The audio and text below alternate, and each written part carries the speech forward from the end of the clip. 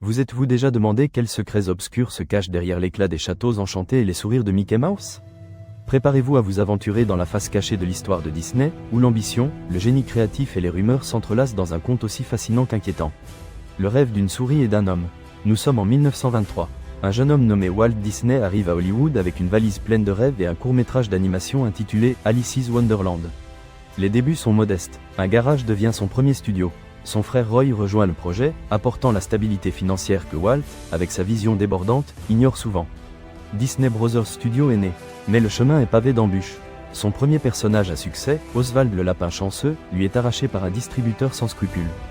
Walt, dévasté, promet de ne plus jamais se faire avoir. Lors d'un voyage en train de New York à Los Angeles, l'inspiration frappe. Une petite souris, avec de grandes oreilles rondes, prend forme dans son esprit. Il l'appelle Mortimer, mais sa femme Lillian suggère un nom plus accrocheur, Mickey Mouse.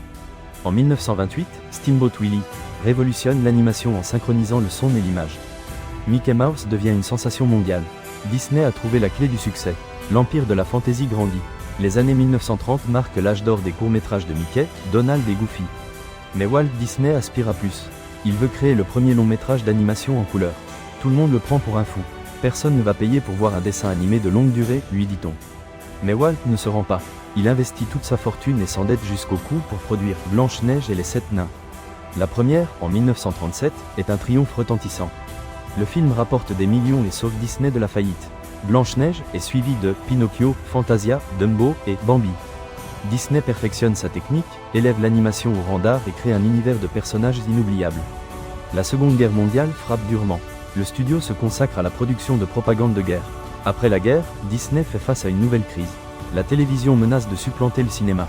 Walt répond par une vision audacieuse, Disneyland. Un parc à thème où les familles peuvent s'immerger dans leurs histoires préférées. Beaucoup le considèrent comme une folie coûteuse. Mais Walt est convaincu qu'il peut créer un lieu magique où les rêves se réalisent. Disneyland ouvre ses portes en 1955 et devient un succès instantané. Disney a inventé un nouveau modèle commercial, le divertissement familial intégré. Le côté obscur du royaume magique, racisme occulte? Mais tout n'est pas rose au royaume de Disney.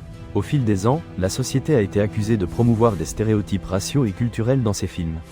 L'un des exemples les plus controversés est Mélodie du Sud, 1946, un film qui dépeint la vie dans une plantation du sud des États-Unis après la guerre de sécession. Le film a été critiqué pour avoir idéalisé l'esclavage et présenté une vision caricaturale des Afro-Américains. Disney a refusé de ressortir le film en salle ou de le sortir en DVD, bien qu'il soit disponible sur le marché noir. Un autre exemple est la représentation des Amérindiens dans Peter Pan, 1953. Le film montre les indigènes comme des sauvages ignorants et perpétue des stéréotypes nuisibles. La représentation des Arabes dans Aladdin, 1992, a également été critiquée. Bien que le film ait été salué pour son animation et sa musique, certains critiques ont fait valoir qu'il renforçait les stéréotypes négatifs sur les Arabes, les présentant comme des personnes avides et impitoyables. Ces accusations ont suscité un débat sur la responsabilité de Disney dans la représentation de la diversité culturelle. La société devrait-elle revoir ses anciens films et supprimer le contenu offensant? Ou devrait-elle les laisser comme un reflet de leur temps, même s'ils sont problématiques? L'héritage d'un rêveur. Walt Disney meurt en 1966, laissant un empire en pleine croissance. Son frère Roy se charge de compléter son dernier grand projet, Walt Disney World en Floride. Dans les décennies suivantes, Disney s'étend à de nouveaux marchés, la télévision, le théâtre, les jeux vidéo. Il acquiert des studios comme Pixar, Marvel et Lucasfilm, élargissant son catalogue de personnages et de franchises. Aujourd'hui, Disney est l'une des plus grandes et des plus puissantes sociétés de divertissement au monde. Ses films, parcs à thème et produits génèrent des milliards de dollars chaque année. Mickey Mouse est une icône mondiale, reconnue par des personnes de tous âges et de toutes cultures. Mais derrière l'éclat et la magie, se cachent des controverses et des débats sur la représentation et la responsabilité sociale. Disney reste un reflet de notre société, avec ses lumières et ses ombres.